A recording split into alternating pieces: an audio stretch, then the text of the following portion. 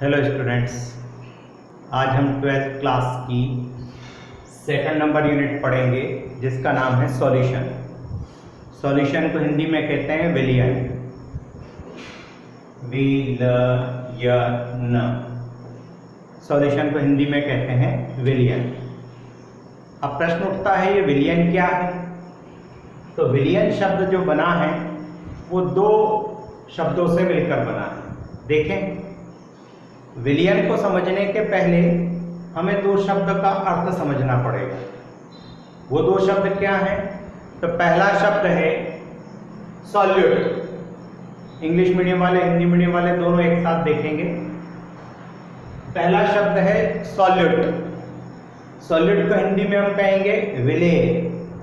अब प्रश्न उठता है विलेय क्या है? तो वे पदार्थ जो विलयन में कम मात्रा में होते हैं, in a less quantity, those substance which present in solution in less quantity, उसको आप क्या कहेंगे?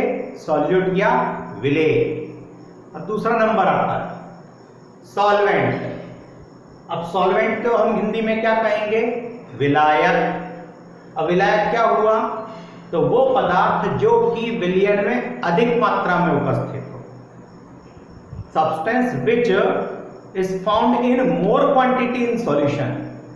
तो दो हो गए आपके पास, विलेय, विलायक, सॉल्यूट, सॉल्वेंट। तीसरा आ रहा है सॉल्यूशन। तो solution is the combination of solute and solvent. Solute and solvent when form homogeneous mixture, Hindi में कहेंगे समांगी मिश्रण। तो when solute and solvent mix together and form homogeneous solution that called solution। जब विलेय और विलायक दोनों आपस में मिलकर एक समांगी मात्रा में विलयन बनाते हैं, समांगी मात्रा में एक सॉल्यूशन बनाते हैं, तो उसको आप नाम दे सकते हैं विलयन। विलयन हमेशा कैसा होता है? समांगी होता है। तो अभी तक हमने तीन डेफिनेशन पढ़ ली, विलेय, सॉल्यूट, विलायक, सॉल्वेंट एंड विलयन, सॉल्यूशन। अब प्रश्न उठता है कि ये विलयन कितने प्रकार के होते हैं? विलयन कितने प्रकार के होते हैं? अब विलयन के प्रकार हम देखेंगे एक एक करके। तो इसको क्रमानुसार यदि हम क्लासिफाइड कर पाए तो तीन तरह से क्लासिफाइड कर पाते हैं।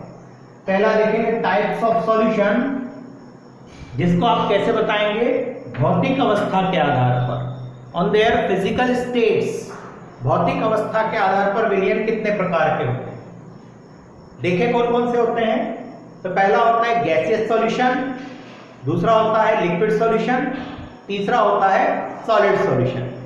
भौतिक अवस्था के आधार पर विलयन तीन प्रकार के हुए, गैसीय विलयन, द्रवीय विलयन और ठोस विलयन। अब आता है प्रश्न, ये गैसीय विलयन क्या है? तो when two types of gas mix together and form a new type of solution, new type of mixture that will be homogeneous, वो एक समांगी होना चाहिए। जैसे आप देखें कार्बन डाइऑक्साइड और ऑक्सीजन दोनों को परस्पर मिला दिया जाए समांगी मिश्रण के रूप में, समान मात्रा के रूप में, तो वो क्या बनाएंगे? गैसीय विलयन बनाएंगे। दूसरा नंबर आ रहा है द्रवीय विलयन, लिक्विड सॉल्यूशन। अब लिक्विड सॉल्यूशन क्या होगा? तो जब आप किसी भी लिक्विड मीडियम में, मीडियम क्या होना चाहिए? सॉल्वेंट। ध्यान रखें, solvent make a medium for solution and solute dissolve in solvent then form solution. तो लिक्विड सॉल्यूशन क्या हुआ? लिक्विड सॉल्यूशन वो हुआ जिसके अंदर आप लिक्विड मीडियम में, हो सकता है पानी हो, एल्कोहल हो, तो लिक्विड मीडियम में आप सॉलिड, गैस या लिक्विड कोई सा भी पदार्थ मिला दें। ये तीनों किसके एग्जाम्पल हो गए? ये तीनों सॉल्यूट के एग्जाम्पल हो गए, बिकॉज सॉल्यूट डिसॉल्व होता है। तो ये हो गया आपके पास gaseous solution, mixture of gases. Liquid solution, in liquid medium you can dissolve solid, liquid and gas. Third number is solid solution. The best example of solid solution is alloys, मिश्र धातुएं। जैसे एक एग्जाम्पल देखते हैं, एक example है हमारे पास पीतल। अब ये पीतल किस किस की मिश्र धातु है? तो ये है जस्ता और तांबा, जिसे आप जिंक कहते हैं। जिंक प्लस तांबा। जब जिंक और तांबा दोनों परस्पर मिलाए जाते हैं, किस अनुपात में? तो जिंक मिलाएंगे आप कितना? 20%, और तांबा मिलाएंगे आप कितना? 80%, तो आपके पास 100% क्या बनेगा? पीतल। तो ये क्या हो गया? एक ठोस विलयन। तो अभी तक आपने भौतिक अवस्था के आधार पर 3 तरह के विलयन देख लिए, गैस विलयन, द्रव विलयन एंड ठोस विलयन। दूसरा देखते हैं, इसका क्लासिफिकेशन दूसरा है बेस्ड ऑन कंसंट्रेशन। कंसंट्रेशन को हिंदी में कहते हैं सांद्रता। बेस्ड ऑन कंसंट्रेशन, सांद्रता के आधार पर विलयन कितने प्रकार के होंगे?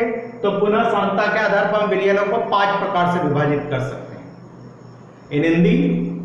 पहला है तनु विलयन। तनु विलयन। दूसरा सांद्र विलयन, सांद्र विलयन। तीसरा संतृप्त विलयन, संतृप्त विलयन। चौथा असंतृप्त विलयन, असंतृप्त विलयन। और पांचवा और आखिरी अति संतृप्त विलयन, अति संतृप्त विलयन। तो हिंदी माध्यम वाले विद्यार्थी ध्यान देंगे, सांद्रता के आधार पर विलयन 5 प्रकार के, तनु विलयन, सांद्र विलयन, संतृप्त विलयन, असंतृप्त विलयन और अति संतृप्त विलयन। इंग्लिश मीडियम वाले ध्यान देंगे, dilute solution, concentrate solution, saturated solution, unsaturated solution and super saturated solution. तो अब ये सॉल्यूशन बेस्ड ऑन कंसंट्रेशन हो गया। अब ये होता क्या है? यदि हम इनको देखें तो डाइल्यूट सॉल्यूशन, तो जैसा हम पहले पढ़ चुके हैं कि solution is the combination of solute and solvent. Always remember in whole unit you have to remember that thing. Solution मतलब विलयन, किस किस का मिक्सचर है, किस किस का मिलाने से बनता है? विलेय और विलायक। It means solution is the mixture of solute and solvent. अब इन दोनों के आधार पर हम देखते हैं। तो डाइल्यूट सॉल्यूशन, तनु विलयन, सच type of solution in which solute is less than solvent. ऐसा विलयन जिसके अंदर विलेय की मात्रा कम हो, विलायक की मात्रा ज्यादा हो। माना आप नमक का विलयन बना रहे हैं तो नमक 1 चम्मच घोलें और 1 लीटर पानी ले लें तो तनु विलयन हो गया, क्योंकि चम्मच में नमक की मात्रा कम है और पानी ज्यादा हो गया है। तो ऐसा विलयन जिसके अंदर विलेय की मात्रा कम हो, विलायक की मात्रा ज्यादा हो, तनु विलयन कहलाएगा। Such type of solution in which quantity of solute less than solvent is called dilute solution. Now concentrate solution, just opposite of dilute solution, quantity of solute more than solvent, विलेय की मात्रा विलायक की मात्रा से अधिक होगी, वो आपका सांद्र विलयन हो जाएगा। तीसरा नंबर लेते हैं सैचुरेटेड सॉल्यूशन, संतृप्त विलयन। तो इसके लिए थोड़ा सा फैक्टर एक आएगा, टेम्परेचर, तापमान। एक निश्चित तापमान पर जब विलायक में निश्चित मात्रा विलेय की घोली जाती है तो हमें संतृप्त विलयन बनता है। At a certain temperature definite quantity of solute when dissolved in solvent. माना 25 डिग्री टेम्परेचर रूम टेम्परेचर है आपका, 25 से 27 रूम टेम्परेचर माना जाता है। यदि 25 डिग्री टेम्परेचर पर आप एक बीकर में 4 चम्मच नमक घोल सकते हैं। अब 5वां चम्मच यदि नमक घोलेंगे तो वह आपको बीकर के नीचे दिखाई देने लगेगा। इसके लिए आपको क्या करना पड़ेगा? घोलने के लिए टेम्परेचर रेज करना पड़ेगा, टेम्परेचर बढ़ाना पड़ेगा। तो इसलिए टेम्परेचर को फैक्टर लिया है यहाँ पर।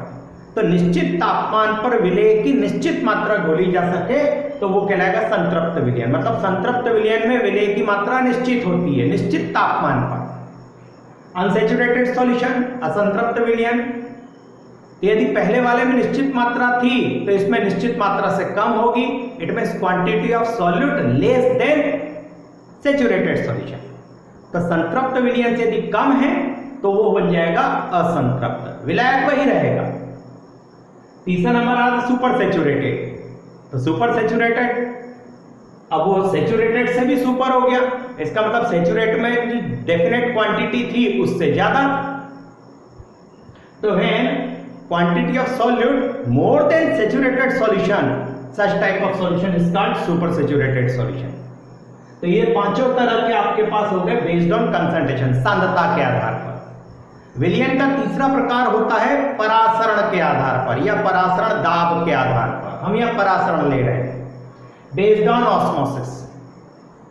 और ऑस्मोसिस एक प्रोसेस है जिसमें विलायक के कण कम सांद्रता से अधिक सांद्रता की ओर गमन करते हैं। Osmosis is the process in which particle of solvent moves from lower concentration to higher concentration through semi permeable membrane, अर्धपारगम्य झिल्ली के द्वारा। तो यदि हम ऑस्मोसिस प्रोसेस से बना है ऑस्मोटिक प्रेशर, तो उस ऑस्मोटिक प्रेशर के आधार पर विलयनों को बांटना चाहें तो तीन तरह के विलयन हमें मिलेंगे। पहला बनता है आइसोटोनिक सॉल्यूशन, दूसरा हाइपोटोनिक सॉल्यूशन, तीसरा बनता है हाइपरटोनिक सॉल्यूशन। हिंदी मीडियम में कहें तो समपरासरी विलयन, अल्प परासरी विलयन, अति परासरी विलयन। अब ये तीनों क्या है, कैसे आप बांट पाएंगे? तो इसको हमने पहले ही कहा ऑस्मोसिस से बना है ऑस्मोटिक प्रेशर, तो उस ऑस्मोटिक प्रेशर के आधार पर बांटेंगे। लेट्स चेक आउट, देखते हैं। ऐसा, ऐसा और ऐसा, ये हमने तीन चिन्ह क्यों बनाए हैं? ये ऑस्मोटिक प्रेशर या परासरण दाब को चिन्हित करते हैं, प्रकट करते हैं। जब भी आप किसी आइसोटोनिक, हाइपोटोनिक, हाइपरटोनिक को पढ़ेंगे तो आपको दो सॉल्यूशन के बीच में कंपैरिजन करके इसका आंसर लाना पड़ेगा। जैसे मैंने यहां पर एक बीकर में लिक्विड लिया है, उस लिक्विड में एक सेल को डिप किया है, सेल एंड सॉल्वेंट पानी है, generally water is universal solvent. यदि मैं किसी, अब देखेंगे आप तो किसी भी सेल में लिक्विड होगा और मेरे बीकर में भी लिक्विड भरा हुआ है। तो जब हम इन तीनों की डेफिनेशन लेते हैं तो ऑस्मोटिक प्रेशर के आधार पर लेते हैं, और ऑस्मोटिक प्रेशर इन दोनों के बीच में कई फैक्टर होता है, एक कार्य करता है। आइसोटोनिक सॉल्यूशन, समपरासरी विलयन में जो ऑस्मोटिक प्रेशर होगा वो कैसा होगा? बराबर होगा। इसका मतलब दिए गए विलयन और आपका विलयन दोनों का ऑस्मोटिक प्रेशर बराबर होगा। तो इससे क्या होगा? जो इन दोनों के बीच में मूवमेंट ऑफ सॉल्वेंट है वो बिल्कुल नहीं होगा। इसका मतलब आपकी कोशिका पर कोई आकार में परिवर्तन नहीं होगा। तो ऐसा विलयन जिसका परासरण दाब आपके विलयन के परासरण दाब के बराबर हो, कैसा कहलाएगा? आइसोटोनिक सॉल्यूशन, समपरासरी विलयन। हाइपोटोनिक सॉल्यूशन, यदि आपके विलयन का परासरण दाब और दिए गए विलयन के परासरण दाब में यदि अंतर होगा, तो कैसा अंतर होगा? किसका कम होगा? तो आपके विलयन का यदि परासरण दाब कम है, किससे? दिए गए विलयन से, तो आपका विलयन क्या कहलाएगा? हाइपोटोनिक सॉल्यूशन, अल्प परासरी विलयन कहलाएगा। अब इसमें क्या होगा? अब हम परासरण की परिभाषा पढ़ चुके हैं कि कम सांद्रता से अधिक सांद्रता की ओर गमन करेगा विलायक के कण। तो ये हमारे विलायक के कण इस सेल के अंदर प्रवेश कर जाएंगे, और जैसे सेल के अंदर प्रवेश करेंगे तो सेल फूलकर बड़ी हो जाएगी। जैसे आप किशमिश को पानी में डालते हैं, रात भर रखा रहने देते हैं तो किशमिश फूलकर बड़ी हो जाती है। तो वो किस तरह का विलयन का उदाहरण हो गया? आपके जो बीकर में भरा हुआ था वो अल्प परासरी हो गया। फिर अति परासरी की बात करते हैं, तो अति परासरी विलयन में जो आपके विलयन का परासरण दाब होगा वो अधिक होगा। हमेशा आपके विलयन को आपको एक स्पेसिमेन के रूप में लेना है, उसी से डेफिनेशन निकलती है। आपके विलयन का परासरण दाब दिए गए विलयन के परासरण दाब के बराबर, तो समपरासरी आइसोटोनिक। आपके विलयन का परासरण दाब यदि दिए गए विलयन के परासरण दाब से कम है तो हाइपोटोनिक या अल्पपरासरी। आपके विलयन का परासरण दाब यदि दिए गए विलयन के परासरण दाब से अधिक है तो कैसा होगा? अति परासरी, या आप उसको कहेंगे हाइपोटोनिक। इसमें क्या होगा? सेल से लिक्विड बाहर आ जाएगा, बिकॉज आपका विलयन अधिक सांद्र है, सेल के अंदर सांद्रता कम है और परासरण क्रिया हमेशा कम से अधिक की ओर होती है, तो आपके सेल का सॉल्यूशन बाहर आ जाएगा। जैसे यदि अंगूर को शक्कर की चाशनी में डाल दें, नमक के सांद्र घोल में डाल दें तो अंगूर सिकुड़ जाता है, तो आपका जो शक्कर का घोल है वो कैसा हो गया? हाइपरटोनिक। तो फिर से हम देखेंगे 12वीं की कक्षा 12वीं की यूनिट नंबर 2, विलयन। विलयन क्या होती है? विलय और विलायक के मिलने से विलयन बनता है। विलयन को तीन तरह से आप विभाजित कर सकते हैं। पहला, भौतिक अवस्था के आधार पर, गैस विलयन, द्रव विलयन, ठोस विलयन, gaseous solution, liquid solution and solid solution. Second number based on concentration, सांद्रता के आधार पर, dilute solution, concentrate solution, saturated solution, unsaturated solution and super saturated solution. तनु विलयन, सांद्र विलयन, संतृप्त विलयन, असंतृप्त विलयन और अति संतृप्त विलयन। बेस्ड ऑन ऑस्मोसिस या ऑस्मोटिक प्रेशर, जब आप परासरण दाब के आधार पर विलयनों को बांटते हैं तो फिर 3 तरह के हो जाते हैं, isotonic solution, hypotonic solution, hypertonic solution, समपराशरी विलयन, अल्पपराशरी विलयन, अतिपराशरी विलयन। ये सभी मैं स्कैन की हुई कॉपी भेजूंगा आपके ग्रुप पर, इन सभी को आप लिखकर नोट्स बना लेंगे। Best of luck.